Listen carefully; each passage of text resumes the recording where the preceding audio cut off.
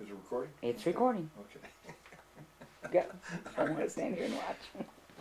We're here in Albuquerque, New Mexico, in the home of Lieutenant Colonel Rupert, who was the first sponsor, the military sponsor to the Wentworth Military Academy Honor Guard back in 1945. And we're going to be talking with him and talking to Rupe, as he likes to be referred to, about his recollection of the Guard being formed and the early stages of how it came to be, and also his association with, today we call him Colonel Bill Milano, and also back then Colonel Sellers, and who was the superintendent at the time of the academy. So let me just, this is Rupe, and we're glad to be here in your home and your hospitality and everything. One of the interesting facts that you've relayed to us is that you really have two allegiances to military academies. One is to Wentworth, and the other one is to, which one? Missouri Military Academy. Missouri Military Academy. And how was it that you got involved with Missouri Military Academy? Well, it's a matter of age. I was 14 at the time I started, and 18 when I finished. Wentworth didn't have anything at that time. 14-year-old, shall we say.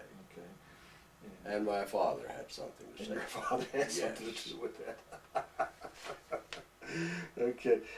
Do you attain contact with the folks over in at the Missouri Military Well, I Academy? received their annual alumnus newspaper, that sort of thing. They've always been fine, but I don't have any real contact anymore, other than that. Other than that. And That's not downgrading MMA. no, but Modern Mothers of America. now with when did you come to Wentworth? When? Mm-hmm. August 30th, 1945. Now that was the date of my assignment, so it would be married a couple of days different. And you were what rank in the First Army? lieutenant. You were first lieutenant in the infantry, right? That's right. Okay. And I think some of the earlier conversation we've had that you had come from Camp Carson from the Yeah, hospital, Hospital there. and this was somewhat of an assignment after your convalescence. Yes, yeah, everything. Camp Carson was a convalescent hospital. What was your position or your assignment there at Wentworth? Assistant PMS&T, Okay, and at the time, who was going to be the PMS&T? Colonel Bill McKee.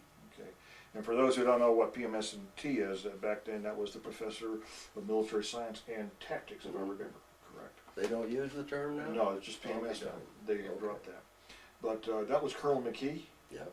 Okay, Bill and he went on to the General Officer ranks. Yeah, became Brigadier General. became Godparent to my son, too. So, as the assistant PMS&T, what were your duties that you were assigned, other than being? Well, I arrived in August or early September, and Bill didn't arrive until sometime in late November. Mhm. And I walked into the place and was supposed to take over the duties, and I guess I did more administration in the early days, trying to get things straightened out. And after Bill showed up, well, then we shared the teaching duties and running the military department. Right. There's a fine line between the military and the academic, the school part. It's something that Bill McKee was quite careful of, because he didn't want the military resources to be overused, shall we say. Your association with and being a graduate of Missouri Military Academy, did it pose any interesting circumstances? You were A there? couple. When I was introduced to the faculty in September, Colonel Wyckoff introduced me as a spy from MMA. I never have forgotten that. But that was my introduction. That was your introduction. At a faculty meeting, Yeah. I was introduced as a spy. But you were accepted into the fold. Oh, they were wonderful. Yeah, That's good. That's good. I think Wentworth adopted me. I didn't. I've received their, starting right then, I started receiving their trumpeter. And how long was your tour of duty there? Exactly 1 year. 1 year. exactly 1 year. So August 30th of the following, in 46, you departed That's right. and everything. Went to Italy. Went to Italy. Occupation duty. Army was screaming for military, for officers, that is. How was it that you got involved in the formation of the Honor Guard?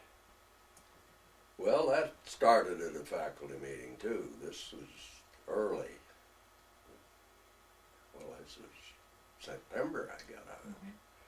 Subject came up of you may not like this, but the cadets were not conducting themselves as they should in town. Mm-hmm.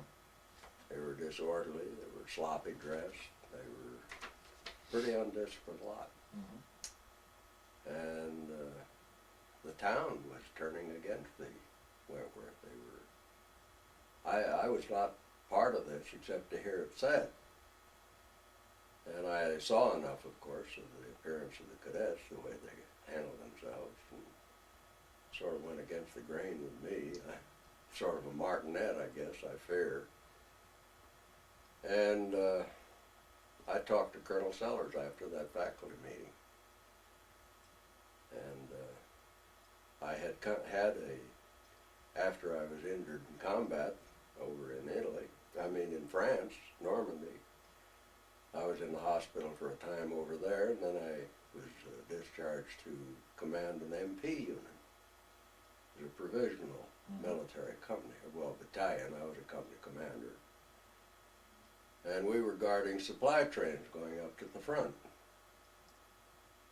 And, the experience I gained from MP duties and so on, it translated to setting up some kind of a patrolling unit there at Wentworth that could, off campus, sort of chastise or keep the cadets in line.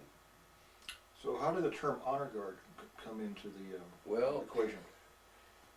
I also, I'll be blunt, had the absurd notion that, I've lived pretty much by a code. I got it MMA. I shall not lie, cheat, or steal, nor tolerate those among us who do. And I spieled that out one time and felt that the cadets of the Honor Guard should go by it. And some have made it up. And that's an awkward thing for me to talk about. I don't know, it sounds so damn presumptuous or something. Well, pompous. how were the cadets selected to be in this Honor Guard? Appearance, soldierly mannerisms, lack of misconduct problems, academic, although to a lesser degree. But a man had to keep his academics up, but he didn't have to be a star scholar. And they had to want to be, and I don't know how it happened, but I've always thought that, I haven't always thought it. I've thought it since you guys started chasing me down. And I've thought of many things, but I guess I was sort of a character or something at the academy because I was unmarried, 31 or 32, rode a motorcycle. The whole town knew me for that. And there was a bonding, that's all. I felt an affection for the Honor Guard, and I think they were loyal to me. If that makes sense. Yeah, it does. Ray Youngman was your first commander. Yeah. How was it that you selected Ray to be the first You commander? want the truth? I don't remember You don't exactly. remember. But I do know that he had to have been outstanding in his appearance and conduct and so on. I can't otherwise tell you. One of the things that has carried forward since the day one of the Honor Guard to today is the Honor Guard patch. Yeah. How did that come about? Now, I'll remind you, this is 56 years ago. From talking with you, I think I've pieced together some of it. I know part of it, for fact, is that Colonel Sellers, he was the big deal in this thing. He was the big help. If it hadn't been for him, it would never have happened. Mhm.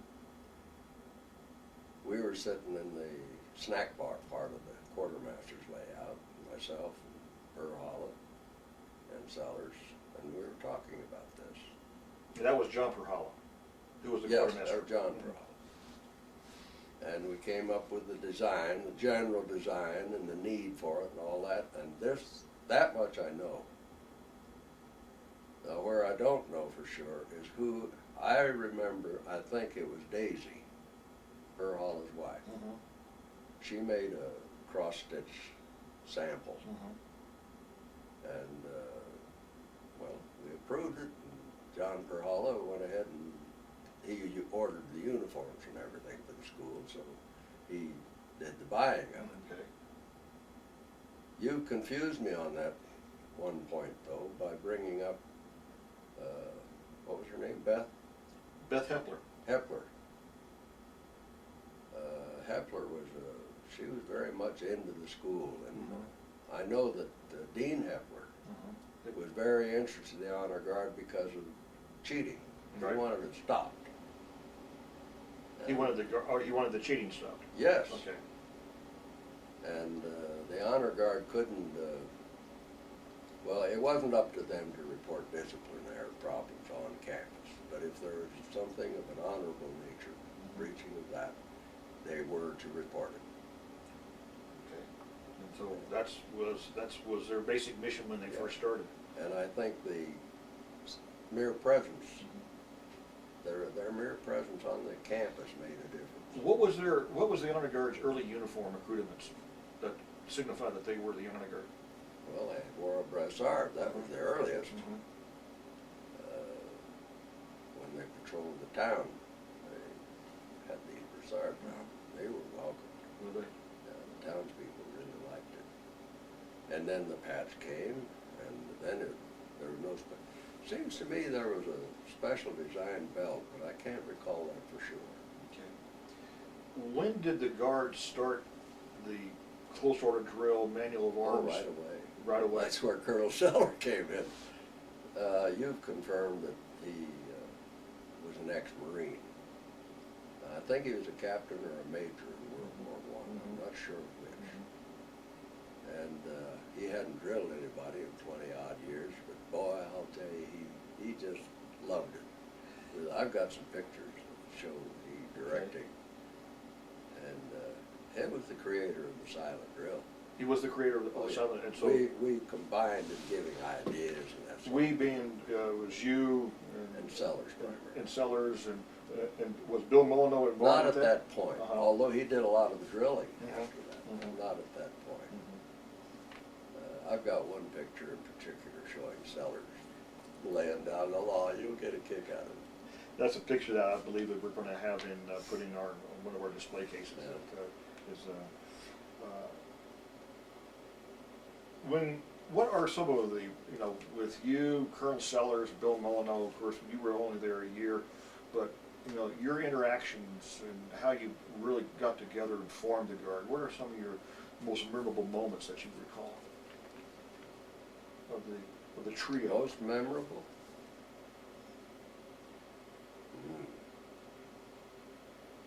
I can't. I will just. Oh, I know something that was memorable. I'd been to jump school at Fort Benning, and I got messed up on my third jump and never did qualify. But I did get some basic judo training that was really exceptional. I passed that along as part of the honor guard. So we say a little extra. So they got a little And oh, they loved it. And they loved it. They got Yeah, a little they extra just attention loved and it. training. Yeah. on that. It was just basic stuff, but they just loved it.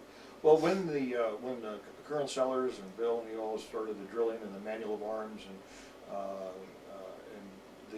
the silent drill was devised during your tenure there, did the guard actually start competitions, or did they No. just put on demonstrations, or what? We had demonstrations at our football games and this local stuff. Mhm. And they went up to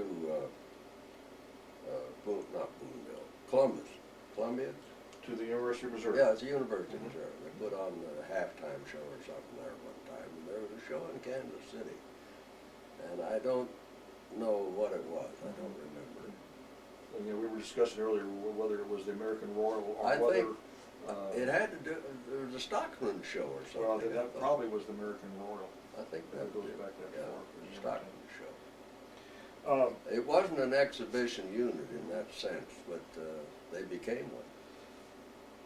When the Guard was in its formative stages, was it a separate unit, or did the members belong to the Corps of Cadet companies? The Corps. And then they were brought together? That's right. It was brought together. It was not a regular part of the military program. It couldn't be. It was, So they did, it was mostly on their time and my time. right.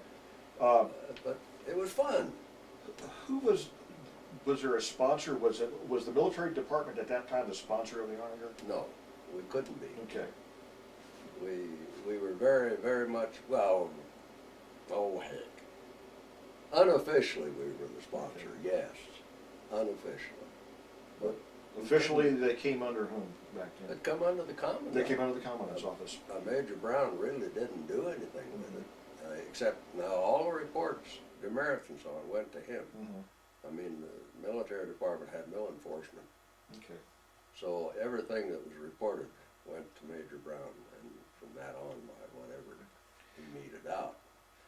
And that's normal. Okay, that makes a lot Well, of the sense. commandant has that responsibility. Going back to the silent drill, today it's built upon a 16 count step. Yeah. Was that the case back then in 45, You're 46? asking something I can't recall. Okay, just. I know this might help a little bit. In the drilling, the formations, the squad units and all that, the wheeling and dealing, that was principally Sellers. The manual of arms stuff, Mhm. that was mine. That was yours. Yeah. But don't tell me ever that I ever allowed or taught them to throw a rifle like I saw in your cassette. I'd kill them if they dropped He's one. speaking of the Honor Guard alumni flying rifles that gave a first demonstration during Parents' Day of last year in 2000, and it was quite a good thing. And for those who can see the film, I recommend it. Oh, it was beautiful. When I was a member of the Guard, it was a privilege, and there was a criteria that we had to maintain certain standards. When you formed the Guard, what you said earlier, I would take that was also the case, Same thing. and it has prevailed since. There wasn't anything rigid. Mhm. The guy had to be exceptional in his own. He walked tall. He was proud. He was a soldier. Sure. He's clean cut, and he enjoyed being a soldier. He got tears in his eyes when the Star Spangled Banner was played. I don't know if you. Yep. I still do. But there's people like that. In the 60s, when I was a member of the Guard, Bill Molyneux was our drill master. And I recall many times that if we stepped out of line, either from a deportment perspective or from a scholastic perspective, he was the first one to come down on us because of who we were. We were held to a higher standard. Was he that way back in the 40s and all? Well, he was that way as far as his personal convictions, but he didn't have the authority at that time to. Now, he was a drill master in the sense he gave the orders for drilling and all that, but remember, he was a tech sergeant, a damn good one. But he didn't have the, shall we say, the association, the order for it. McKee gave him that authority after I left. Okay. You said that he was a tech sergeant. Yeah. That was refreshed my memory, and for those who are watching, that would be what, like an E6? Platoon sergeant. The platoon sergeant, E7 or somewhat like that. Well, they've changed the ranks Right. a lot. But a back five-stripe. in my day, tech sergeant would be a platoon sergeant. Okay. Okay. Then you got a first sergeant, and sergeant major. I believe he was a master sergeant. Yeah, he probably was. He was at that time, but he was called a tech sergeant at the time. One question: when you were looking, I might be wrong. I don't think he was master sergeant at that time. Doesn't matter. Doesn't matter. You were forming a unit for the first time, and this was back in the mid-40s, and after World War II. And did you know, here it is, the 21st century. Isn't it? And did you have any, you know, recollection or even thoughts that this, what you were doing as a formative founder of the honor guard at Wentworth would find itself today where we have alumnuses of the guard putting together what we're doing and recall, and we have an alumnus honor guard marching 2000, soon to be 2001, and now the guard's presence is still there at the school. I can't believe it. I mean, it's still incredible for me. I'm delighted, of course, and I don't know, just never thought of it that way. I don't know quite how to answer you. Well, back then, It was part of my job. you were just part of the job filling a need. Yeah, that's And- right.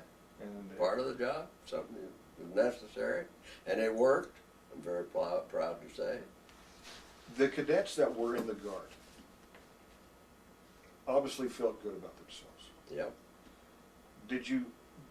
Did they make a mark on their own to the other Corps members because they were part of the guard? I would say yes. I think they got a lot of prestige out of it. I'm not talking about conceit. I'm talking about prestige, feeling good, feeling they were doing something that was worthwhile. They would it be safe to say that they were really setting the example, a pure Yes. example to the others? That's right. And because they were on the guard and what the Yeah. guard meant and what the guard required of them at that time. We never lacked for applicants. Okay. Never And, lacked for applicants. And the standards back then, of course, are the standards today, a head and shoulders above it. That's right. the rest. You were a better man than the next. And they demonstrated it back then, Mhm. and they were good about that. I asked you this question earlier to give you some thoughts, but as you look back, and we were talking about, you obviously have left a legacy that's well embedded within the history of Wentworth. And many cadets that have gone through Wentworth, graduated, or even just attended, have been part of the Corps and part of the honor guard. You have left them a legacy, and how, you know, with that, there's a certain amount of remembrance, and so let me ask you to sum up. How would you like this legacy to be remembered that you have given us all? And there's many of us that are behind me, and many of are before me. That's a toughie. I think I can answer it this way.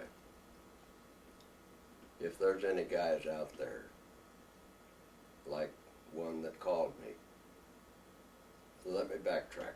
I visited the academy in 1996, and I was wonderfully received. And after I left, one of the newspapers, the Trumpeter they call it, came out announcing the fact I had visited there, and week, 2 weeks, 3 weeks, I don't know, but sometime out of the blue, I got a phone call from a guy. Now the wife had to refresh my memory on this. His name was Joe Besore. Joe Bashore. Yeah, Basore. I believe that's correct. I don't remember him as an individual, but he called and he said that I had changed the course of his life.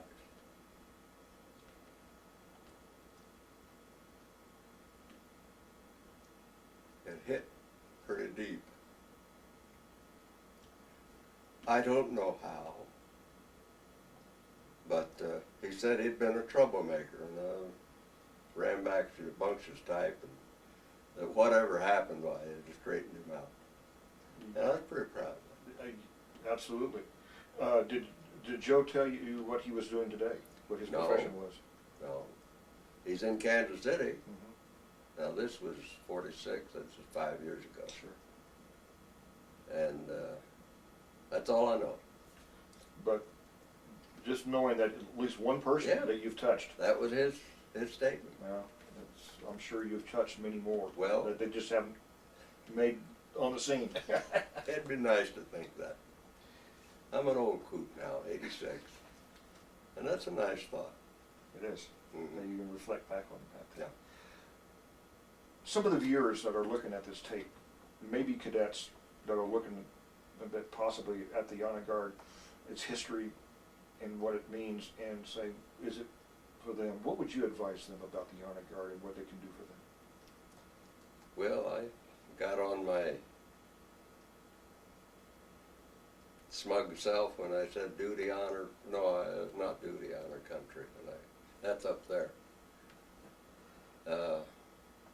When I said try to live with the code of I shall not lie, cheat, or steal. Mm-hmm.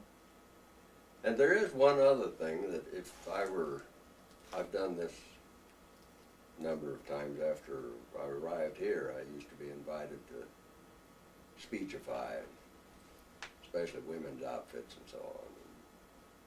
And I don't know how I got started in it, but I was a technical writer my second career, and I very much advocate learning to write. I don't mean fiction and novels and all that, but for heaven's sake, learn to write. It's going to vanish at the rate we're going. I mean, email, little blurpies, dirty jokes. That part's all right. But no, seriously, it saved my career, being able to write. I wound up at the top echelons of the Army. I'm very, very proud. I'm not shy. I don't like a lack of self-esteem, so to speak, but for a guy that saluted left-handed from 1950 on, I did pretty well. I knew some wonderful people. You've done quite well. Well, I want to say thank you for letting me and my wife and all come and join you and your wife Marjorie here in your wonderful home in Albuquerque.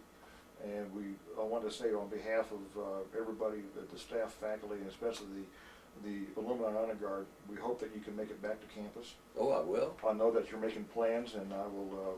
We'll look forward to that.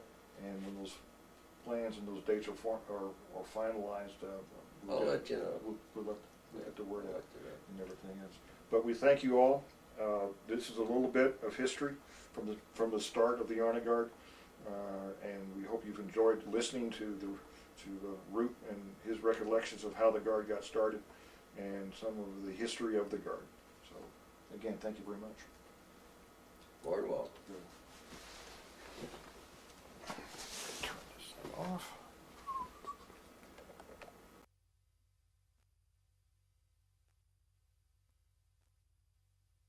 Digital camera, like a still camera, so that, you know, it's just like, it wasn't like that also. Very much a soldier. God, I was still living. And now I have Bill Molyneux.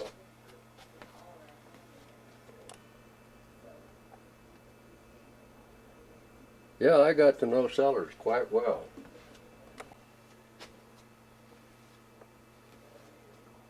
But he went along. He gave total support on the decision. Yeah, Hepler was a great. I couldn't think of his name. God, that seems a long. She stopped by and went to overseas to Germany and married a doctor. Not that we were ever thinking of marriage.